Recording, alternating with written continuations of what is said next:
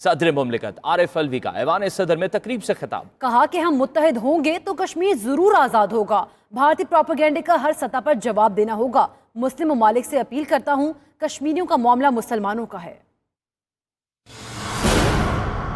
ہم کشمیریوں کو تسلی دینا چاہتے ہیں کہ پاکستان کے یہ عوام جو یہاں کھڑے ہیں، پاکستان کے وہ عوام جن تک ہماری بات پہنچ رہی ہے، پاکستانی عوام ان کے ساتھ کھڑے تھے، کھڑے ہیں۔ اس کے ساتھ ساتھ میں مسلمان حکمرانوں کو، مسلمان ممالک کو دنیا میں اپیل کرتا ہوں کہ یہ معاملہ مسلمان کا ہے، مسلمانوں کا ہے۔ جس طرح سے دنیا کے اندر مسلمانوں پر کوئی بھی کہیں بھی ظلم ہو، میرے ملک کی تاریخ اس بات کی گواہی دیتی ہے کہ ہم ان کے ساتھ ہمیشہ کھڑے ہیں۔ پاکستان کو ہم نے مزید مستحکم اور مضبوط کرنا ہے، اور کشمیر کی آزادی کے لیے ہم نے مزید کوشش کرنا ہے۔